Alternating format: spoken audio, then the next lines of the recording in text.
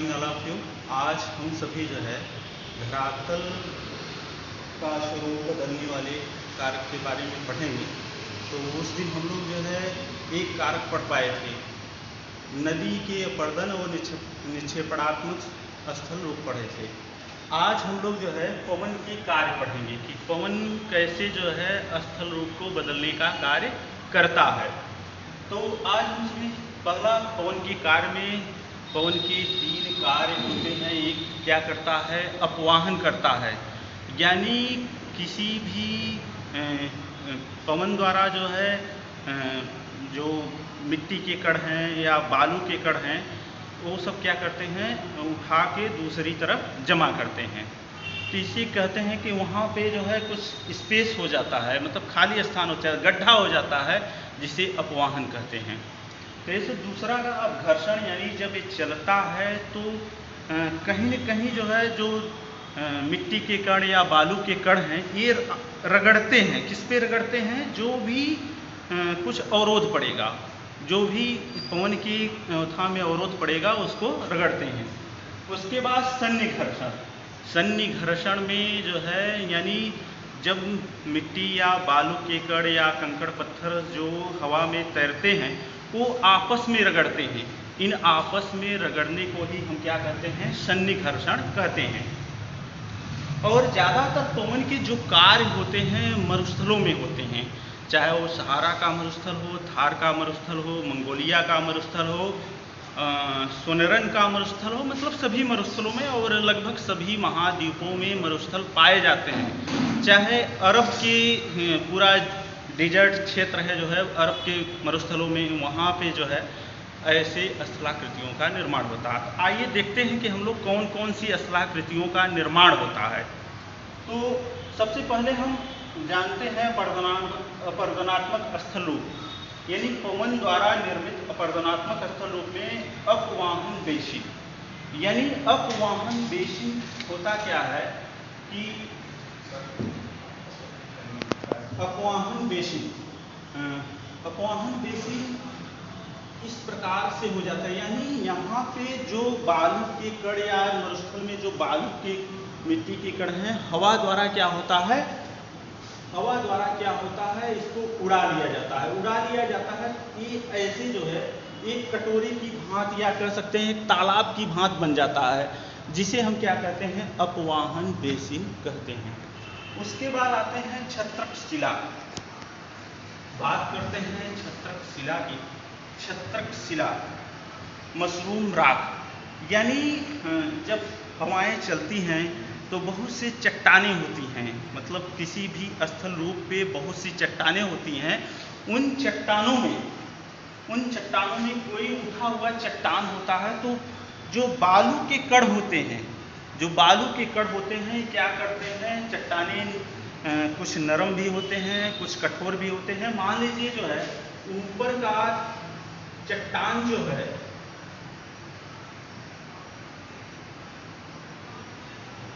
ऊपर का चट्टान एक कठोर रहा और नीचे का जो है ये बड़ा मुलायम था, जिसको ये क्या किया जो है, इसको हवाएं क्या की, काट दी। यानी दोनों तरफ से चल के हवाएं बारी बारी से क्या की, इसको काट दी, यहाँ पे पतला हो गया और ये जो है एक छत्रक नुमा, यानी एक जो आप लोग गोबर पे उगता है कुकुरमुत्ता, उसकी भांति इसका आकार बन जाता है, जिसे हम क्या कहते हैं, मशरूम राख कहते हैं या गारा कहते हैं।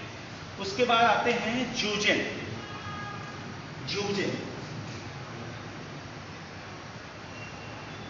जब दवात की भात, ये देखिए इस भात, एक देखिए दवात की भात निर्मित स्थलाकृति, यानी हवाएं क्या करती हैं, इसको जो है इसमें यहाँ आती हैं और इसको जो है क्या करती हैं, उड़ा ले जाती है। यहाँ ये नरम चट्टान होती है, यहाँ नरम चट्टान को उड़ा ले जाती हैं। तो ये दवात की भांति स्थलाकृति बनती है, जिसके कारण क्या होता है, हवाएं उड़ने के कारण दवात की, जिसे हम क्या कहते हैं, ज्यूजन कहते हैं। उसके बाद इंसेल वर्ग, यानी जो स्थल रूप होते हैं, मान लीजिए पूरा स्थल रूप जो है एक ही कठोरता के अनुसार बना है। जब एक ही कठोरता के अनुसार स्थल रूप बना होता है तो क्या होता है, समान रूप से निर्मित होता है, समान रूप से उसका अपर्दन होता है। ये देखिए, समान रूप से अपर्दन होने के कारण एकदम चिकना जो है स्थल रूप बन जाता है, जिसे हम क्या कहते हैं, इंसेल वर्ग कहते हैं, या बोल्ड हार्ट कहते हैं, या मरुस्थलीय द्वीप कहते हैं। ठीक, ये तो रहा पवन के कार्य में अपर्दनात्मक स्थल रूप। और सबसे बड़ी बात होती है पवन में जो अपक्षय होता है, उसकी बात करते हैं। पवन में भी अपक्षय होता है। अपक्षय यानी चट्टानें क्या करती हैं, टूट के वहीं बिखर जाती हैं। और ये क्यों होता है कि मरुस्थलों में क्या होता है कि दिन का तापमान बहुत अधिक हो जाता है और रात का तापमान जो है घटने लगता है और 0 डिग्री पे चला जाता है।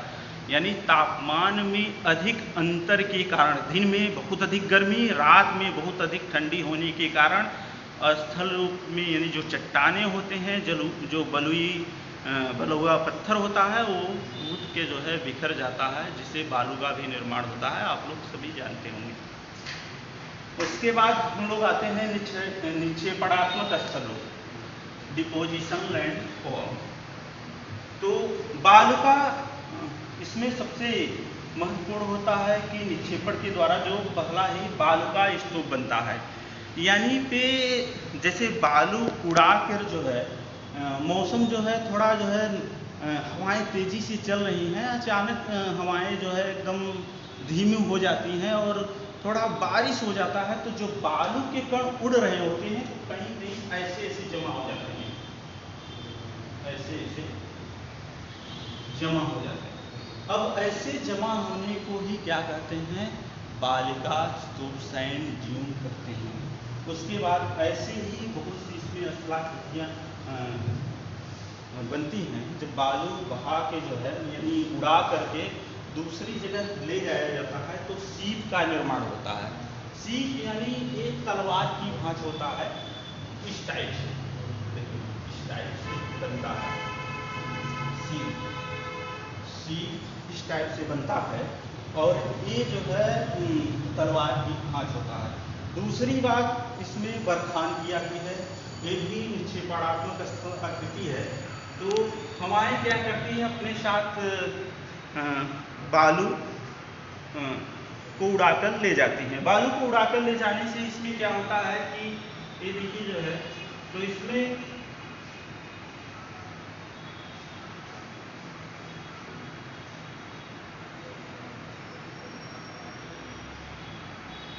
यदि बालू हवाएं मान लीजिए इधर से चल रही हैं, अब बालू क्या करता है इधर की तरफ होता है, तो यहाँ पे इस टाइप से यहाँ पे बालू उड़ाकर यहाँ पे क्या करती हैं, गिराती हैं। तो इस प्रकार की स्थलाकृति का निर्माण होता है, जिसे हम क्या कहते हैं, बरखान कहते हैं। ठीक, उसके बाद आते हैं लोयस पे। लोयस यानी एक प्रकार की मिट्टी होती है, इसमें जो है वो बालू के कण थोड़े बहुत होते ही हैं और सभी मिट्टियों में बालू के कण की मात्रा होती है।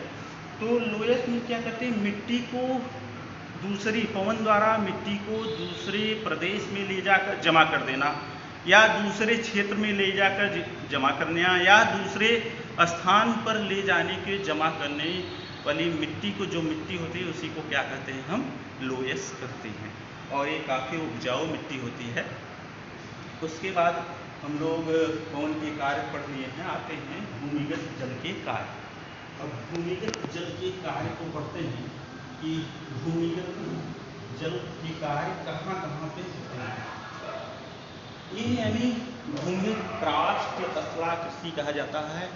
ऐसे स्थल जहाँ पे जो है चूना युक्त मिट्टी होती है, चूना युक्त चट्टानें होती हैं, ऐसे जगहों पे क्या होता है, जो जल बहता है वो एकदम नीचे नीचे बहता रहता है, और जैसे ही मैदानी क्षेत्रों में जाता है तब दिखाई देता है कि जल बह रहा है।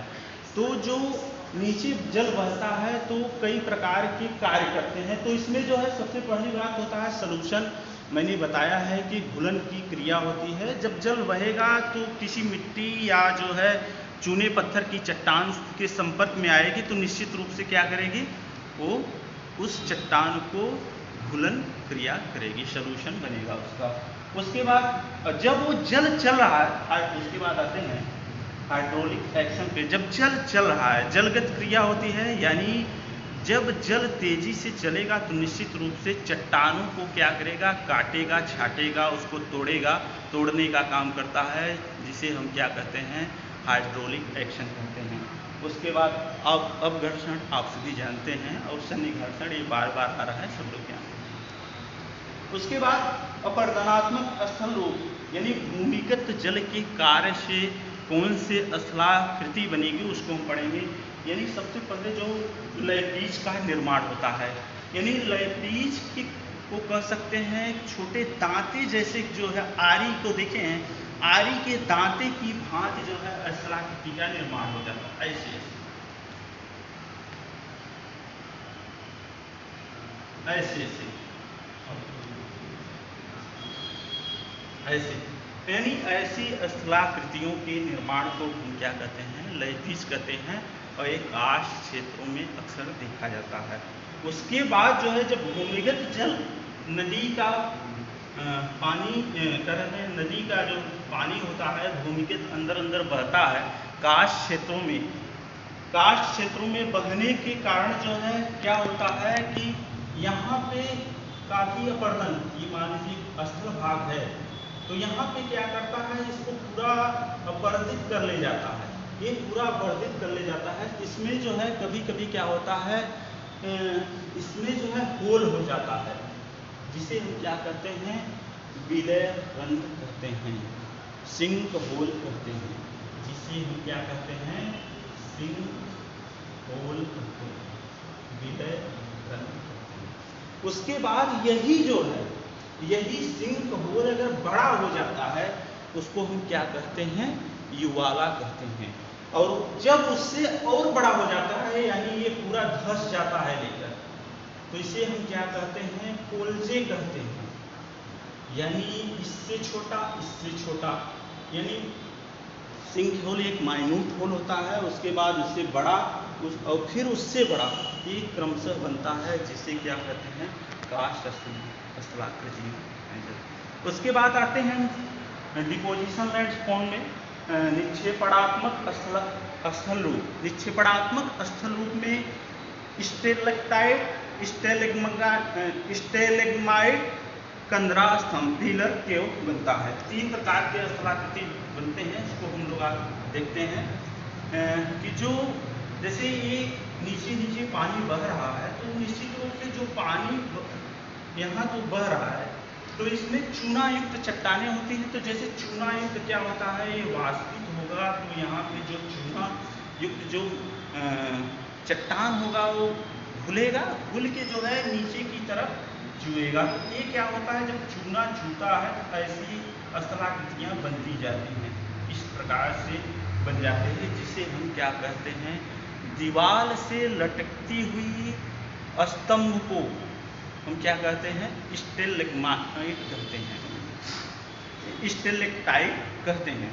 और उसके बाद जो है, जब ये स्थलाकृति यहाँ पे जो है, जब ये चूने की जो है बूंदें जो है यहाँ गिरेगी, तो निश्चित रूप से यहाँ भी जो है इस प्रकार की स्थलाकृति का निर्माण होता है, और इस स्थलाकृति को हम क्या कहते हैं, स्टेलेग्माइट।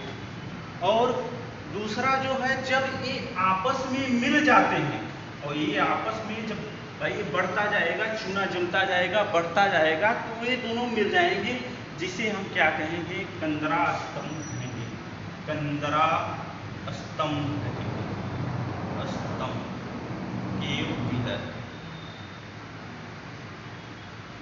केव पिलर कहेंगे। ठीक, आज इतना है, फिर नेक्स्ट में हम जो है आपको 2 चीज़ और बचा है, एक बचा है हिमनद, और दूसरा बचा है